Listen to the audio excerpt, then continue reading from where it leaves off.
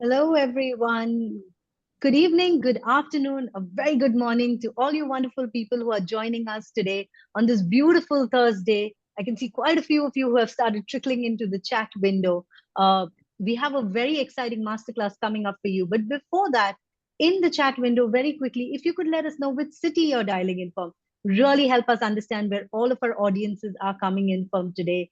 We have people here from the US. I'm from Mumbai, and I would really like to know where our audiences are coming in from. You can see close to 130 of you who have entered the room. So we have people from Mumbai, Nepal, someone from Germany, Pakistan, Bangalore. Thank you all. Indonesia. Wow, great. So keep those comments going. We have someone from Egypt, Dehradun, interesting, New Delhi, Philippines. Great. So, like I said, we have a very, very exciting masterclass brought to you today with the University of Maryland's Robert H. Smith School of Business. And in today's masterclass, you are going to be learning a little bit more about AI and machine learning in business. Get a chance to explore how AI and machine learning, the buzzwords in today's industry, are transforming industries, understanding some core concepts about them, and much more.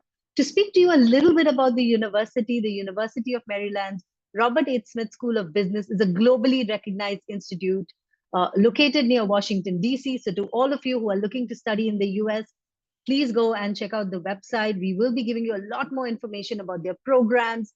The school is known for its cutting edge research, diverse faculty, and strong industry connections.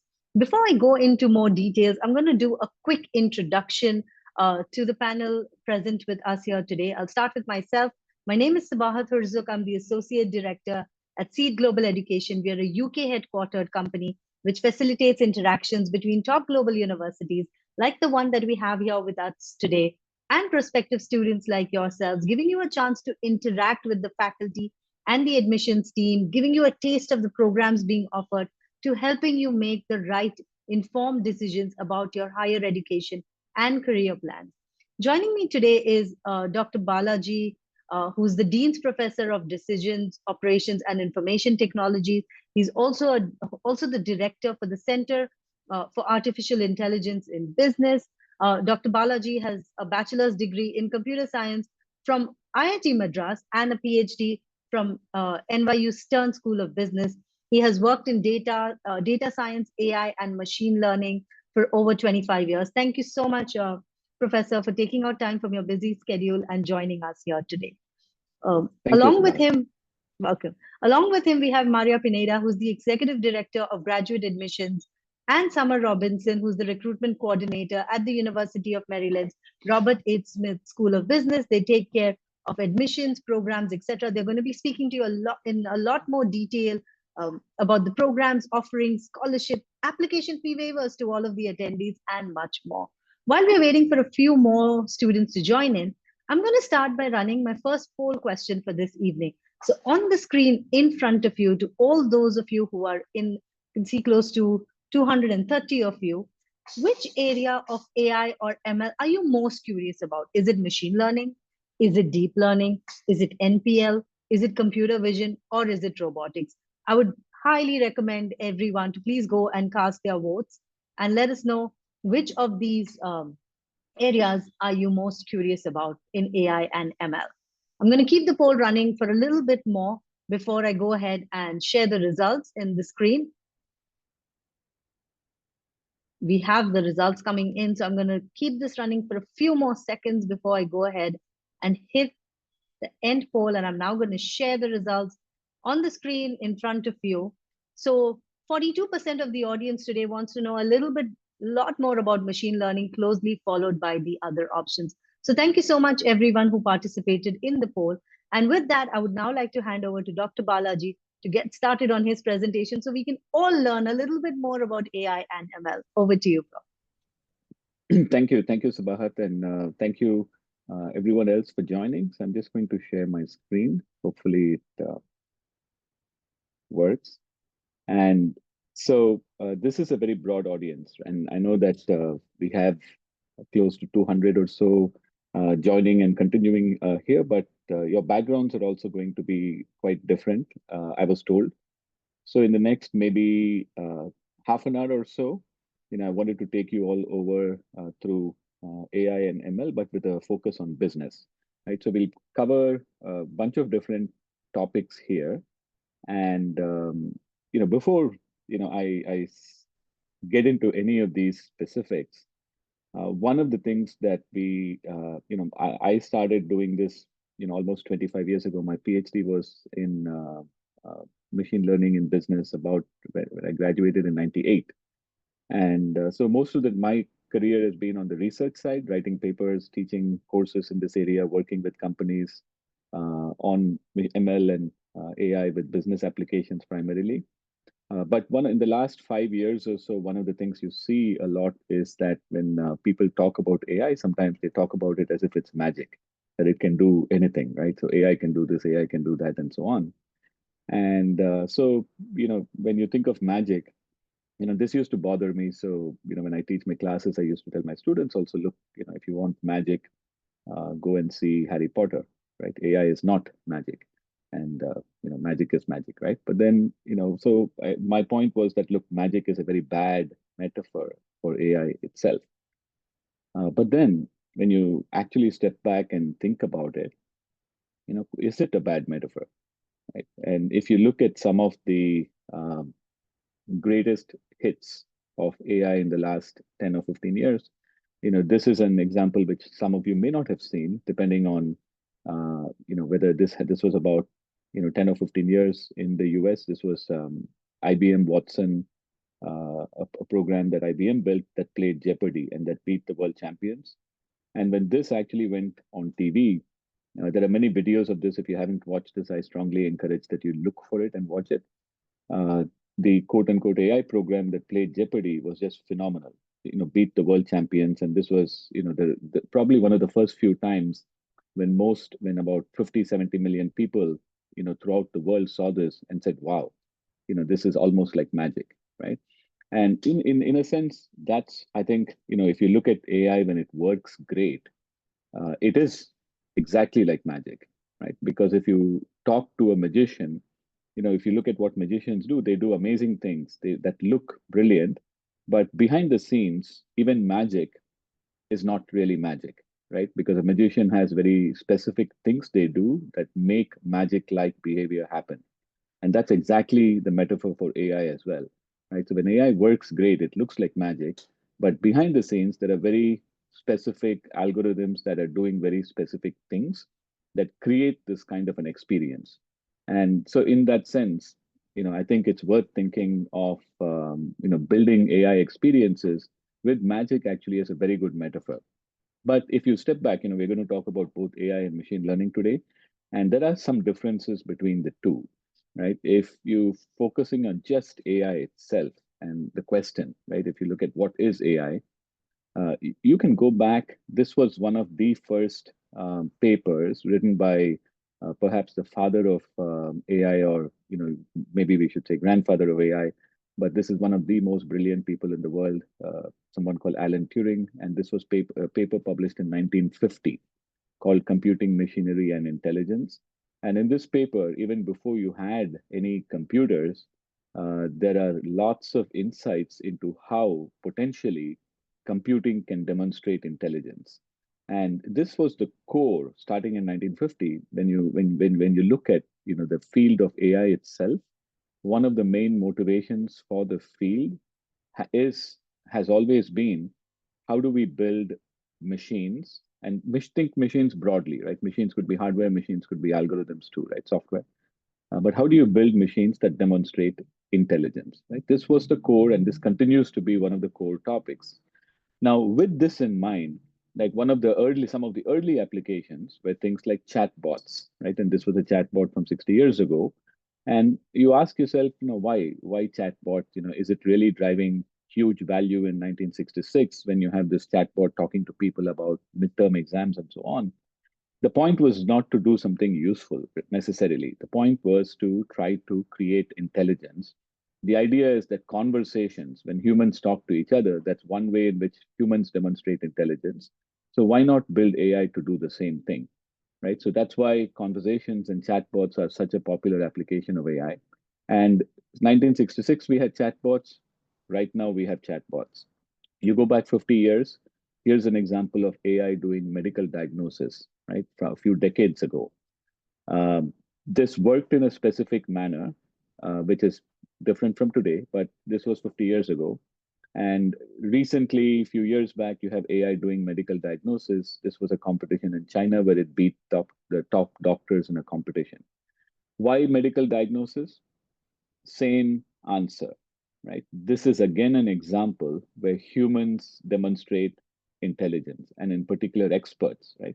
Anybody can have a conversation, whereas expert doctors are the ones who do medical diagnosis. But when they do the diagnosis, they have to demonstrate a lot of intelligence, and so AI. This is a good problem, right, for AI as well. And so the field of AI has always pursued problems that can help demonstrate intelligence. And one of the things, if you step back, and I've been involved in this space for a very long time, and the question that I'll ask you to think about is that, in a sense, the use cases, conversations, medical diagnosis, these things look very similar, right, from 50 years to now. But if you look at under the hood, it's night and day in terms of how the magic is almost created. So a lot of what we saw in the field of AI early on to demonstrate intelligence is what I would sort of put together, call as learning from pre-programmed logic, right? When I say pre-programmed logic, what this really means is that this is learning from software engineers, human experts writing the code. And in that sense, those programs where we as humans are programming the intelligence, they can only be as good as humans, right? And our intelligence, in a sense, represents the upper limit. Whereas the newer learning paradigms that we are seeing in the last 10 years take the world by storm is creating intelligence, but under the hood, if you ask yourself how that magic is being created, under the hood, it's not learning from pre-programmed logic anymore. Instead, what we're doing is we're learning from continuous massive volumes of data, as well as new learning paradigms. These are two separate things because, as I'll point out a little later tonight or today in the morning, depending on where you are, data-driven machine learning has been around for the last few decades, and it's driving today's generative AI in systems in a massive way, right? But you also have new learning paradigms, specifically paradigms like reinforcement learning, where you can build intelligence by having programs play with each other in a simulation and get better.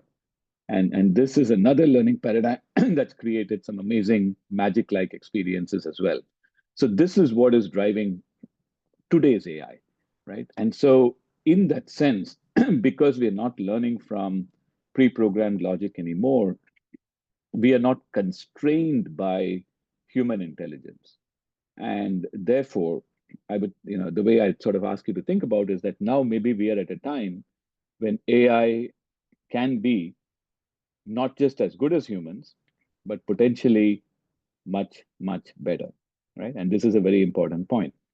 Now, we are talking about machine learning and AI, and people tend to mix these two things together. You are all students, and in industry, after a while, for people, it doesn't really matter. They know what they're talking about, or maybe they don't know what they're talking about, right? And they're fine. They're doing whatever they're doing. But when you're entering the field as students, I think it's always good to be specific, right? And ask yourself, what are these things? Are they the same? Are they different? What's the similarity and difference? Now, there is a lot of overlap, but the questions that machine learning and AI in the past have asked are slightly different from my perspective. So, if you take the machine learning perspective, right, one of the most fundamental questions that drives this field is the following, right? Just like how humans learn, can we make machines learn? And the answer is that, well, how do humans learn, right? Humans learn from data, and therefore, how can machines learn from data? And this created decades of work on machine learning algorithms that can learn from data. Similarly, humans don't just learn from data, we also learn from experience. So when I say experience, you go to one master class, you go to another master class, and you come to the one that Seed is organizing, and it's always good. And you say, well, next time Seed does something, I want to go. right? So that's experience. And so when we have good experience, the we that changes certain things we do, right? So in machine learning, the idea was the same thing. How do you build algorithms that can learn from experience? Now, unlike humans, for algorithms to learn from experience, it's very dangerous for them to do that in the real world, right? Humans learn from experience in the real world, whereas in the algorithmic case, they learn from experience often in a simulation, right? But it's the equivalent of a real world for them. So those are the questions that I think machine learning, the field of machine learning was addressing over the last few decades. Now, AI asked a related question, but slightly different. The question that AI has always asked is, can intelligence be created artificially or computationally? And if so, how? One way of doing this, of course, creating intelligence artificially, is by using machine learning, by learning from data, learning from experience, and so on. And that's why the overlap between these two fields comes. And today, for instance, if you go to these conferences, you almost find the same topics that people are talking about, right? But conceptually, the way I've always told people to think about this is that, look, the questions are related, but they are different. And it's worth, I mean, it's worth thinking of AI, therefore, as a much, much bigger umbrella than just machine learning, right? So one of the things, and this is not important for this particular class here, but when you look at the field of machine learning, I know you had a poll earlier today on, what do you want, deep learning, et cetera, right? But if you step back, there are multiple categories of methods here, and broadly, right, you can break these into, four big categories of techniques that have different applications, right? So supervised learning or building predictive models was extremely important for the last 20 years in business.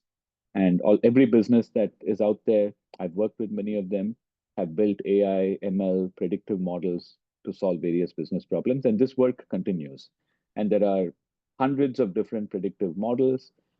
It takes a lot of experience, a lot of knowledge to do this well alone. And this continues to be important. I know everyone is excited about generative AI today, but just, if you look at where these techniques have already added value in industry, just a rule of thumb, it's possible. I mean, today I would estimate that still maybe 90% of the value that's coming from machine learning in the business context is coming from predictive modeling. And that generative AI is probably just 10%. Uh, Therefore, right, let's not just forget that and go and spend all our times with just Gen AI, because these other methods are extremely important too. That said, I think it's definitely very true that the growth in new applications in the business context is coming from Gen AI, right? So this is where businesses are experimenting and trying new things as well. So within the field of AI itself, I think there are, I mean, with the machine learning taxonomy, these are four categories of applications here. Now, the Gen AI tools tend to essentially many times use the bottom two techniques, the self-supervised algorithms and the reinforcement learning algorithms.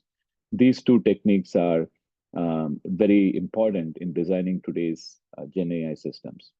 Now, again, I don't know your backgrounds, but the way I tell people to think of predictive versus generative AI is very fundamental, is very basic, right? Most of what we were doing in predictive AI was that from the data, we were trying to make predictions, right? And this term, by the way, like if I go back to the previous slide, I had this taxonomy, right? We're talking about supervised learning, unsupervised learning, self-supervised reinforcement as categories of techniques within machine learning. The industry has been using these terms, predictive versus generative AI, over the last few years, right? So I'm not sure if you track back the origins of who started using this. I don't think these terms came from academia per se, in terms of comparing these two. Like, and of course, academia talks about Gen AI and predictive, right, and so on. But I think this tension, highlighting that these are two big categories, I think that came from industry somewhere when they were saying, hey, we have these two techniques, predictive and generative AI. And I think this discussion essentially was making the point that what we were doing in machine learning to make predictive models can be thought of as from data we were interested in making specific predictions, such as predicting shipment delays, predicting whether a customer might leave, predicting whether a document that you're processing as a company has legal implications for you. Right. So a lot of this was done using predictive modeling techniques in machine learning. Now, what I tell people to think of generative AI is that what generative AI at the core is doing and what it is meant to do is generating new data, right? But that's why we call it generative, right? It's generating new data from old data, right? Now, if you look at these two, there's obviously when you're generating new data, like ChatGPT, if you're trying to create a new word to output on the screen, in a sense, there is some prediction involved there, right? So when the output is coming from ChatGPT, it's coming up one word at a time. And the algorithm behind the scenes is also, in a sense, using some kind of prediction to say, hey, what word should I be putting next, right? To create this essay that you want and so on. But it's not, the goal is not to necessarily create an outcome by prediction. The goal is to create new data. Now, because of this, I tell people that by design, generative AI techniques, if you give it some data of certain types, it's supposed to learn to create new data of the same types. If you train it on text, it learns to create new text. If you train it on images, it learns to create new images. If you train it on questions and answers, it can learn to answer new questions, right? But at the same time, the way these algorithms are created, these are not created in a way to necessarily memorize the data you give it and output the same thing, right? These algorithms fundamentally are created in a way in which it can create new data, right? I want to stress new here. And almost by definition, therefore, we've created these algorithms to make things up, right? So when we learn it, when we give it new images, we want it to create new images that are not part of our training data set, right? Now, this is a good thing. It's sometimes a bad thing, right? So if you have a lot of information you give it and it creates new information, it can potentially create incorrect facts. It can create what's called as hallucinations, right? In generative AI. And people sort of, say that's bad and so on and so forth, right? Now, main thing to understand is that when it does things like hallucinations or creating new things like that, this is not a bug, it's a feature, right? These algorithms are meant to create new data from old data. And if it creates exactly the same thing as old data, it won't be interesting to any of us. None of the use cases of Gen AI will make sense if all it's doing is it's outputting what it already learned, right? The fact that it creates new data is what makes Gen AI exciting. But this feature creates scenarios where the new data that it creates can be wrong. And so over time, now we have learned to manage and address that in business applications. But I want you to understand fundamentally that from a core algorithmic point of view, hallucinating is not a bad thing, right? It's a good thing, and it's something that we have created in these algorithms by design. So, lots of different things we'll touch on tonight, and I know it's a long day for some of you, but I have two slides that I want to address two big picture issues when it comes to AI and humans and give you just my perspective, right? Having been in this field for a long time here now. At the same time, none of us are good at making predictions, right? That's one thing that we all know. But today, if you look at AI and humans, there are two broad issues that come up. And one thing that comes up, and many of you have long careers ahead of you, right? So these are important for you to think about quite deeply. One thing that's come out, a statement that sometimes you hear is that AI will be better than humans at most tasks and will replace humans, right? This is a conjecture that many people have. So how do I feel about this, right? And many of you have seen examples where AI beats humans and many things, et cetera, right? I had 3 points that I want you to think about in this context. One of the things that we have learned in the predictive modeling world is that predictive models are good when the future is like the past. And this happens most of the time in life, right? If you look at what you did today in your day, chances are this is similar to what you did yesterday, right? And so, can somebody predict what you would have done? Most likely, for a lot of what you things that you did today, maybe yes. But there are so many times in businesses as well as in the real world where you have edge cases. Edge cases happen when the future is not like the past. And this is where we've seen predictive models fail. And this is also where humans tend to do well. Humans tend to do well when the future is slightly different from the past. Second point that I'll mention here is that a lot of today's AI systems, when you say, well, DeepSeek beat OpenAI's tool or these question answer data sets and so on and so forth, many of the AI systems that we hear about and how wonderful they are, these systems are evaluated on a whole bunch of curated test sets that the community has put together. These test sets are very good test sets. However, I work with quite a few businesses that are doing things like this. And one of the things that they almost always find out is that their own on the ground use cases of that they are trying to use AI for are not the same as any of these test cases that these are being tested on these data sets.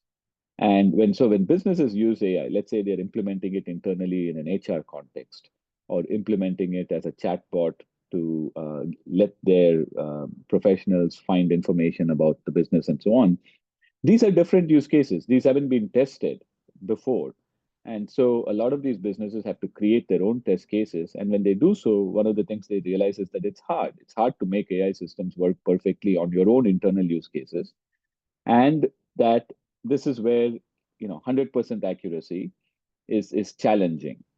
Right now, AI also makes mistakes that we've seen in a variety of situations. Right, none of the AI systems that have been talked about, however good they are 100% right. Right, they always make mistakes, and sometimes the mistakes are very more than sometimes. Oftentimes, the mistakes they make are very different from the mistakes that humans make, right? And AI on average may be better and faster than us, but it makes crazy mistakes every now and then. Now, humans make mistakes too, right? But when it comes to humans making mistakes, um, we can all understand the kinds of mistakes humans make, and we can possibly even figure out how to train humans to make fewer mistakes, right? We understand why humans make mistakes, and that's something we've learned how to manage, right? But when AI makes mistakes, we still don't know why it makes mistakes, how it makes mistakes, and managing its mistakes is also challenging. So, given all of these things, right, when you put these together, my own take on this, a hot question in a sense, is that as long as we have less than perfect AI on our tasks, and as long as we have these edge cases where things can be different compared to the past and intuition, knowledge, judgment is important, uh, humans are going to be extremely important. And therefore, in most scenarios, we'll move to these augmented AI systems, right? Not just um, completely AI. And so, what does it mean for people like you, right? So, I tell people, look, if you're a student now and you have a career ahead of you, invest in learning a domain extremely well and never stop, right? This is education is continuous. You don't just do a degree and stop at the end of it. Keep learning, because the more you invest in learning, the more you invest in understanding the world around you in whatever world you're working in, finance, healthcare, right, supply chain.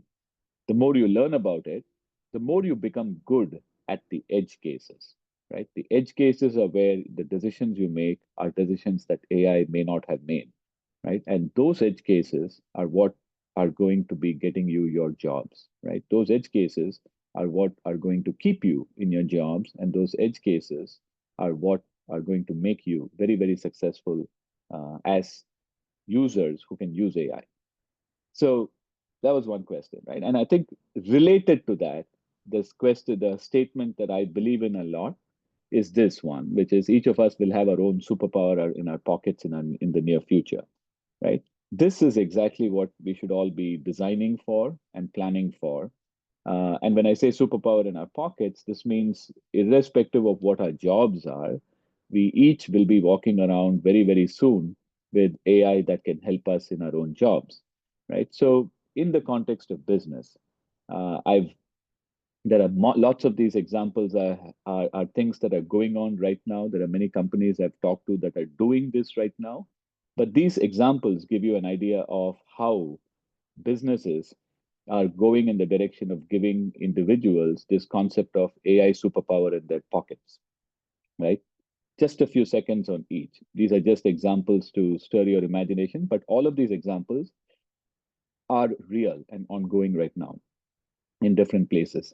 So in finance, there are wealth management recommendations, AI being used to give wealth management advice, but not directly, but to wealth management advisors who then advise the clients. So these advisors used to advise clients. Now these advisors have superpowers in their pockets. Investment banking analysts produce reports all the time for industry consumption and for their own clients. Today, a lot of these investment banking reports, the starting drafts that these analysts get are AI generated, which they then modify, improve, and so on. This saves tremendous amounts of time. And so, anyone working in investment banking whose job is to create these reports now has a superpower in their pockets, and they can possibly do 5 or 10 times as much work as they did earlier. HR. HR is deals with a lot of human processes in organizations, and they have thousands of different problems. One of the problems that all HR companies worldwide deal with is perform annual performance reviews. Right? And annual performance reviews are very labor intensive, very text intensive, very document intensive. Right now, you have AI that's helping tremendously here by automatically creating templates that can be populated from data so that the entire performance review process can be handled much more efficiently by HR.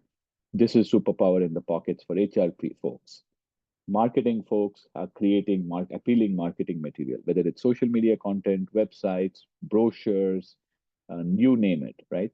And instead of them spending weeks trying to create this, they have amazing tools that in seconds creates these things, which they then iterate back and forth, right, until they get it perfectly right. But now your brilliant creative minds in businesses who are doing marketing, they have superpowers in their pockets.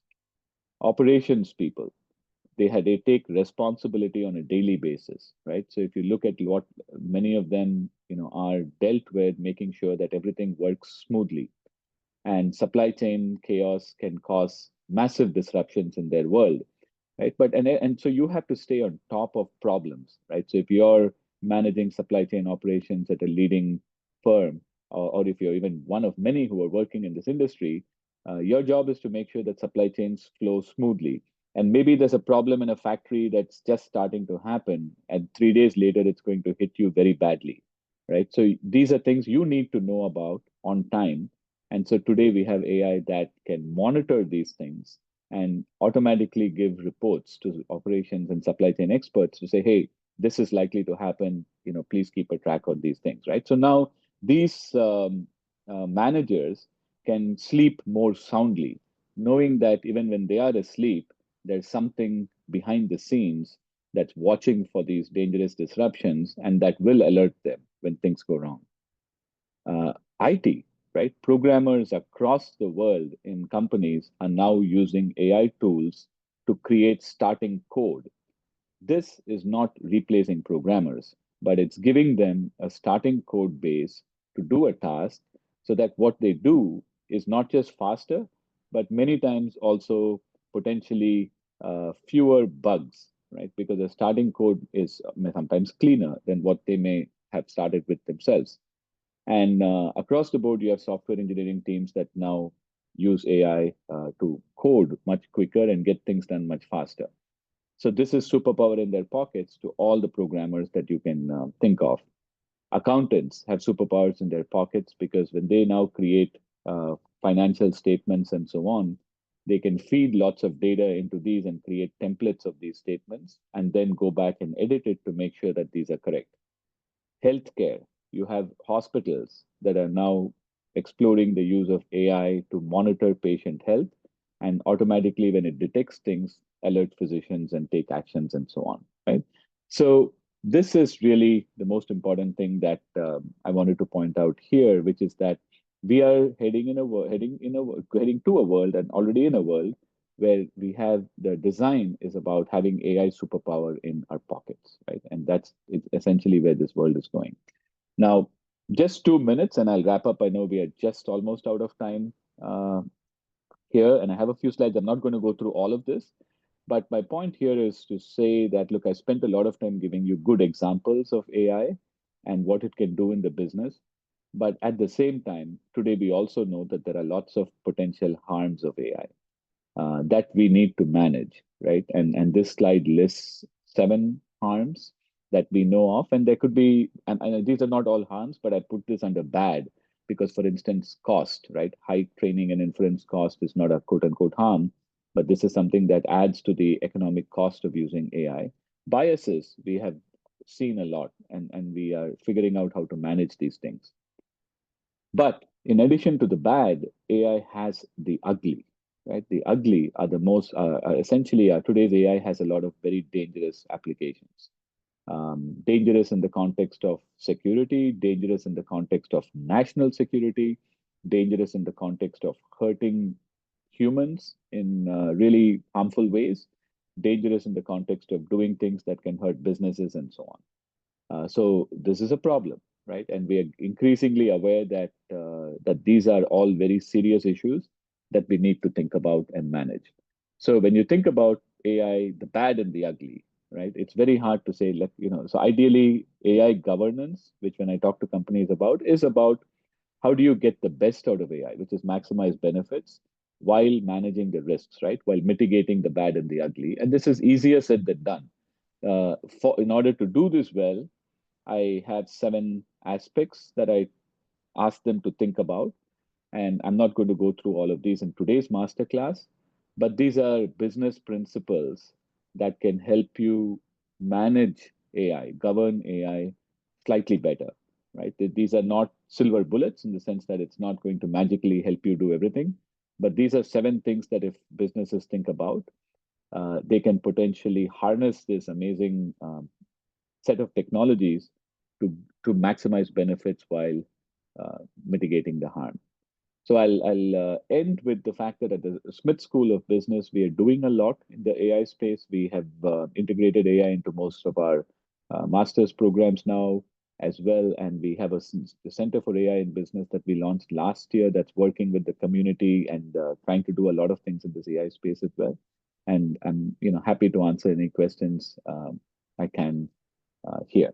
So I think I took a couple of minutes more than planned, but let me stop here and turn it over to our host and where we go Thank next with you. the agenda. Thank you. Thank you so much, Dr. Balaji. Uh, just by looking at the sheer number of questions which have poured in, I'm sure you understand how interested the students were in the topic. But before we jump into the questions, I'm going to quickly run my second poll question for this evening before I bring on someone who's going to be talking a little bit more in detail about the university, its offerings, etc. So on the screen in front of you, to all 300 plus of you who are still in the audience, which factor would most influence your decision to pursue a master's or an MBA degree in the US? Is it the career advancement opportunities, uh, industry connections and networking, specializations and curriculum relevance? Is it the location and accessibility? Or are you someone who's looking for experiential learning and leadership development opportunities? So, very quickly, in the chat window, or is it something else which is of interest to you? So, on the poll in front of you on the screen, which factor would most influence your decision to pursue a master's or an MBA degree in the US? So I'm going to keep this running for a couple of more seconds before I end it and share the results with everyone. Great. So quite a few of you have gone and cast your votes. I am going to share the results on the screen in front of you. Well, leading is the career advancement opportunities closely followed by the others. So thank you so much, everyone who casted their vote. With that, Summer, I would like to hand over to you for your presentation. Thank you. Sounds good. Go ahead and get started here.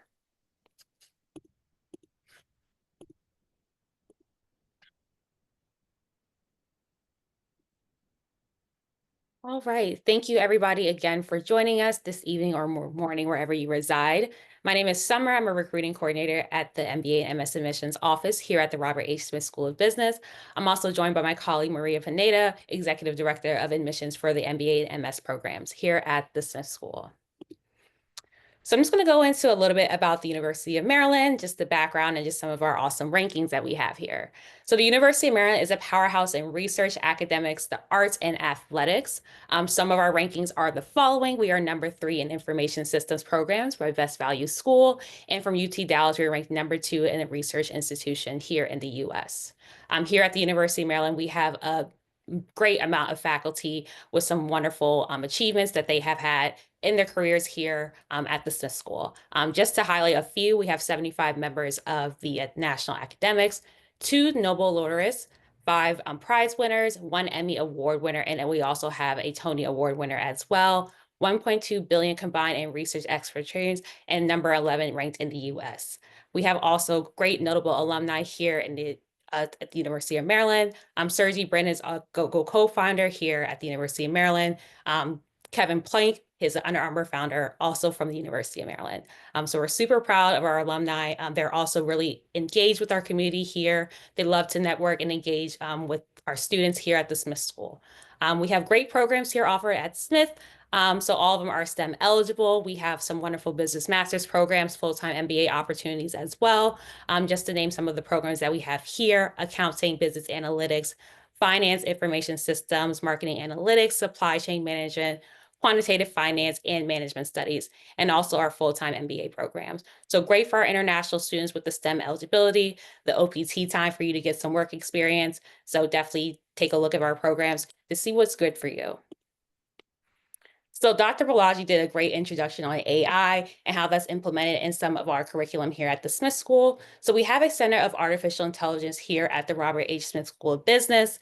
At the Center of AI, it conducts research and outreach in order to realize potential of AI through intentional design and governance frameworks, centering on human judgment and creativity, working in conjunction with the university's AI Interdisciplinary Institute at Maryland, AIM for short. So as I mentioned before, AI is some of our different programs here at Smith. We're continuing to be updated with the different things and policies that are continuing to be shown here in the industry with AI. Our mission here at the Center of AI is to facilitate the creation of amazing and safe products and services through intentional AI-enabled design and governance frameworks. So our students work really closely with the center, and some of our recent projects have included the following: AI job tracking, AI chatbots to provide mental health care, just to name a few. So why Smith? So there are a lot of great schools here in the US, but why the Smith School in particular? As we mentioned and have discussed, AI and machine learning has been infused into our curriculum, something that has been very popular here in the navigating business world. We are definitely moving to a more technology space. So that is something, if of interest, we definitely would recommend taking a look at Smith. So our program placement rates are 80 to 100%. We have a supportive community here at the University of Maryland. As I mentioned, over 70,000 alumni who are also globally located, as mentioned. We have a lot of partnerships with prestige companies and organizations within the area that we are located, which is in the DC, Maryland, Virginia area, which is a great job hub network area.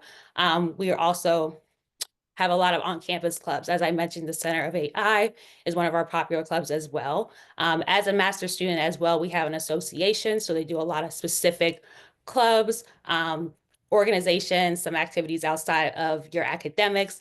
So we definitely do a lot for our community to keep them involved and engaged, and also to have a little bit of fun outside of your academics.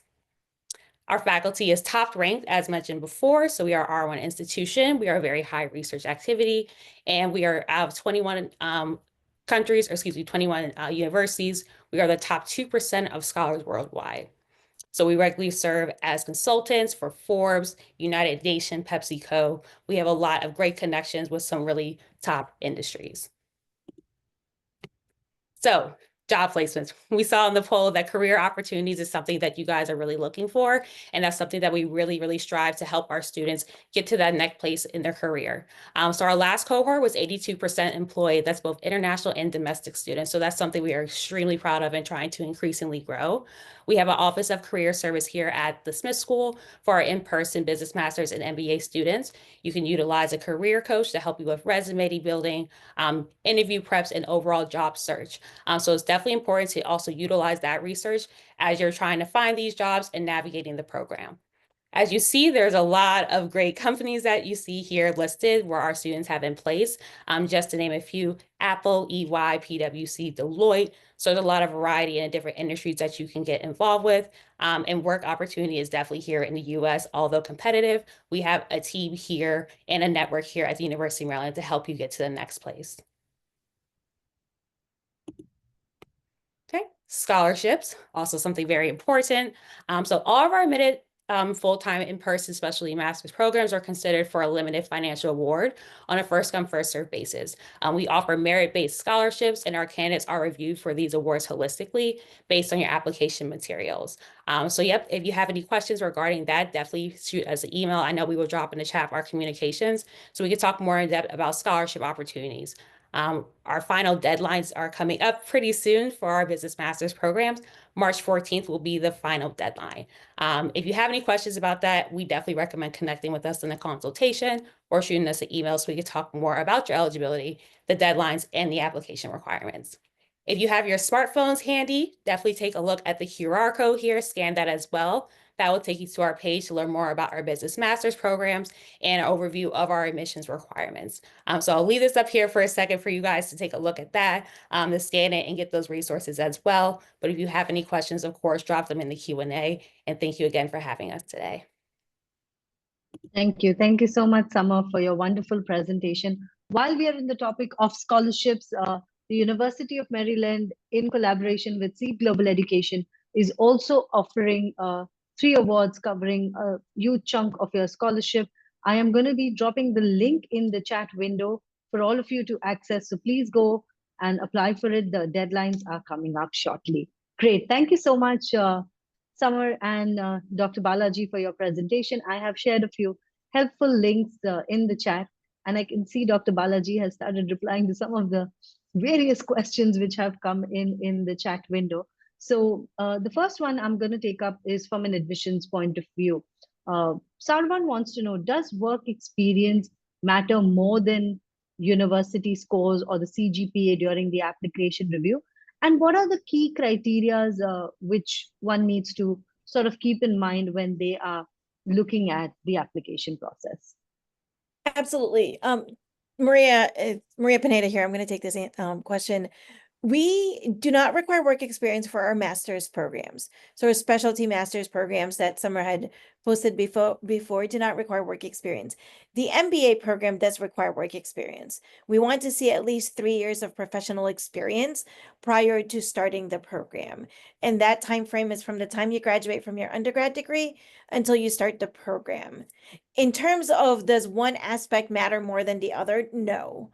We are very holistic in our application review process. So we'll look at every part of the application to make sure that collectively you're going to be a good fit for the University of Maryland. And a good fit to us means somebody that can meet the academic rigor, somebody that can engage with the community, but also somebody that can secure a job after the program. We understand that the investment in yourself happens over the year and a half that you're here. So we want to make sure that what we have to offer pairs well with what you want to do after you graduate and become one of our notable alumni. Great. Thank you. Thank you so much, Maria. Sarvan, I hope that answers your question. My next question, Dr. Balaji, will be for you from Dhruv, who wants to know, how can machine learning and AI combine and make combine together and be used by a person to help them with their day-to-day tasks? And do you think, of course, the million-dollar question which everyone asks, do you think AI is going to end up replacing some of our jobs in the future? I know you covered a little bit about this in your presentation, but if you could give a few more insights. So I think the direction that people are going is that you take all the mundane things that you're doing right now and ask yourself, are there tools to optimize, right? So for instance, for somebody like me, I get a lot of emails and I'm not able to reply to all the emails I get, right? I read it and I have to take time. I'm not the kind of person who instantly responds, right? Because I think about what they're saying and then it sits on my head and then I reply after some time. But when the emails never stop, you don't have the time to reply because you're just reading, right? You're aware. So it'll be great to then say, look, can AI automatically generate all these drafts for me? Like it's not going to send these emails out, but Right. if it creates these drafts, then I can just look at it and say yes, yes, yes, yes, yes, and now that'll save me 2 hours, 3 hours a day, right? And so small things like that, right? Our world is full of our daily actions are full of things we are doing, some of which we know is taking up a lot of our time. It's mundane, it's not adding value to ourselves, and we wish that we had an agent, right? Each of us had our own secretary who did these things, right? There are, these CEOs have these assistants who do all kinds of things for them. So in our own worlds, I think the question we have to ask ourselves is, why are we so busy? Most of us don't have time, right? And which aspects of our daily lives are aspects where AI and ML can potentially step in? And if you ask that question, I think you'll find a lot of interesting answers on how AI and ML can help you in your daily life. Great. Thank you. Thank you so much, Dr. Balaji. Really hope AI does help us in our day-to-day task. Okay. Moving on to my next question, Maria Summer. This one is for you. Uh, can you speak a little bit? Justin wants to know what are some of the initiatives that are taken by the university to provide career support services to the students, considering that all of the participants in today's masterclass are international students who are most of whom are going to be coming to the US for the first time. So return on investment, career advancement opportunities is something which is very important to them. Absolutely. We fully recognize this, and we also recognize that how a person finds a job in a country outside the US may be different. So there are partnerships across different universities abroad. And so when you transition to getting an MBA or a master's degree at Maryland, we actually require all our students to complete projects and assignments prior to starting the program. We tell everyone no less than 3 months before starting the program, you have career services deliverables that you need to submit. So this also includes attending specific workshops. It requires you to meet with a coach prior to starting the program. It requires you to get your resume Smith ready. So all of these things are set up in a way for international students to be successful earlier on in the process, because we recognize you don't know what you don't know. So we are taking the summer months to make sure by the time you arrive at orientation, you're already employer ready. Employer ready means you can submit jobs already. Employer ready means you're networking, you're already interviewing. There are internships that will start in the interview process in September. So it doesn't give you much time if you do nothing prior to starting the program. So our Office of Career Services will have resources throughout your summer months, but also while you're here in terms of matching you with a coach, in terms of networking opportunities. There are company visits that happen as well. And there's a lot of involvement in figuring out what is it that you want to do so that we can help you get there. Through the admissions process, we talk about this quite a bit. And I often say we make promises and then career services delivers. So career services will engage with you and work with you individually to make sure that you move forward in what you want to do. Thank you. Thank you so much, Maria. That was insightful. My only tip over here, if I can add, would be get in touch with your career services team. The minute you get onto campus, don't wait till the last minute. That's not going to be helpful. Great. Dr. Balaji, coming back to you, this question has been asked often in the chat in different formats or in different ways about if someone wants to start with a basic understanding of AI, irrespective of whether they are coming from a STEM field, a non-STEM field, what should be the first baby steps, as you may call it, to get a better understanding of how AI can be useful to them? Get the only baby step is to just get started, and then the second baby step is to never stop, right? Because this is an area where you cannot learn what there is to learn in an hour, a day, a month, Right. a year. right? This is going to be years of spending time. And if you read the same article today and you read the same article 5 years from now, you'll process it very differently, right? So the more you learn how to process information itself. Right. So I would just say block some time in your day just to watch and think about anything. There are books, there are very nice AI books that have come out there that are good starting points, which are technical as well as conceptual. And I can give some pointers to a few very good books as well. And then once you start watching good videos on YouTube, the nice thing is that the recommendations keep giving you more. And as long as you block like 30, 40 minutes a day, or do it when travel, I think it's a journey. That's all I'll say. Right. So get started, guys. This is the right time. AI is everywhere, so make the most of it. Maria, my next question is for you. Does the University of Maryland require VES evaluation for their transcripts? We do not. So we require transcripts to be submitted in English. If it's already in English, great, submit those in. If not, we require you to submit transcripts in the native language as well as a translated copy into English. So you would have to submit both. Great, thank you. Thank you so much, Maria. That's helpful. My next question is for someone who's currently pursuing a BTech in AI or ML, how useful will it be for them to then go on and pursue an MBA? Will that be something which would be of use to them? How can they sort of then get an entry into the job market? If somebody's pursuing their BTech and then get experience, so about 3 years of experience, transitioning to the MBA program makes total sense. And I say that because your academic experience plus your professional experience, the MBA can help transform that even further. So the MBA will help you with the management, the soft skills, but also the new skills that you're going to have to learn 5 years from now. So there's a way for it to be set up for success in a way that can help you get to the job after the program, one that you're very interested in, as long as the MBA can teach you the business knowledge as well as the management knowledge, in addition to what you already learned in your undergrad experience. Great, thank you. Thank you so much, Maria. My next question again will be for you, it's a little bit more about the financial aid options which are available to international students at the University of Maryland. And are all of these merit-based, or is there any other criteria which students can make use of?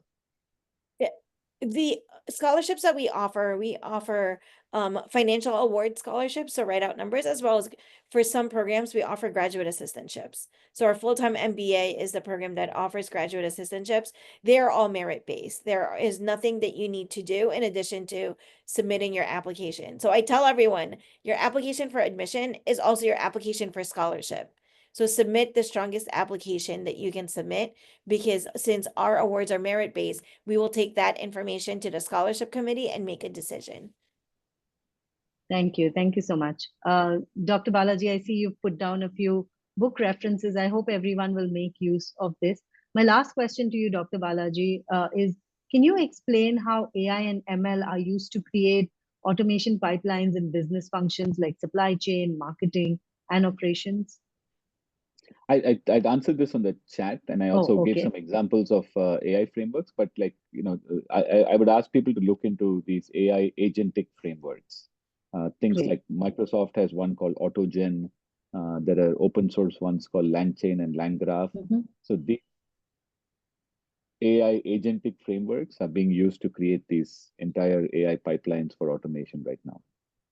Great. But it is Thank new. you. It's a great area to look into. Great. Thank you so much, Dr. Balaji. My last question to you, Maria, before I let go of you, is to give any tips which will be helpful to students. So a lot of students did message asking about, what can I do to really make sure that my application stands out? What are some do's and don'ts that I need to keep in mind when I'm going through this application process? And of course, reviewing so many applications year after year after year, what would be your take on that? Most recently, this ties in with the topic of AI. A number of your students will ask, can I use AI as part of the application process? I am not one to say, no, you cannot. However, understand that when we read applications, we can see authenticity.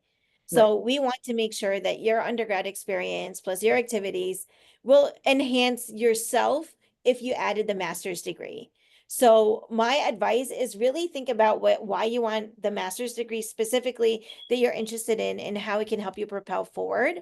And then when you write your essay, write the essay and answer the questions and use AI to polish your essay.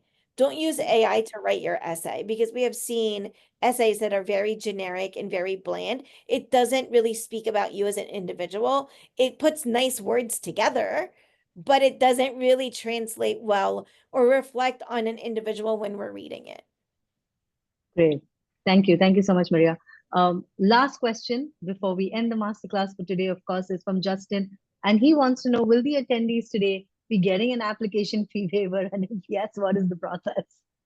Yes, we are offering application fee waivers for the attendees today. I will drop the, I think I can drop I it. have it. Yeah. Oh, you have it. So Yeah. we can drop the directions in the chat as to how to submit the application fee waiver. You would have to start an application, and when you start the application, select the program you're interested in, so that your second step is to email us and let us know you started the app and this is the program specific that you want to do. I'm going to tell you now, if you don't start the application and you don't start the application, if you don't start the application and include the program of interest, you're not going to be able to get an app fee waiver. So those are very mission critical for those that want an app fee waiver, which is saving you $75 US. Highly recommend you follow directions so that it'll be helpful for you to save the money. Great. Thank you. Thank you so much. I have dropped the application fee waiver process in the chat window for everyone to review. Along with that, I've also shared an email ID for you to get in touch with anyone at the University of Maryland's team if you have any further questions. Of course, you can get in touch with us at Seed Global Education, and we will be able to help you. With that, I would love to take this opportunity to thank Maria, Summer, Dr. Balaji, to all you wonderful participants. We're still close to a 220 of you in the audience for joining in today. We're sure this masterclass was really helpful to you, and we will be sending out more comms going further. So thank you so much, everyone. Have a great day, great afternoon, great evening, wherever you have tuned in from. Thank you so much. Thank you, everyone. Thank you, guys. Thank you. Bye.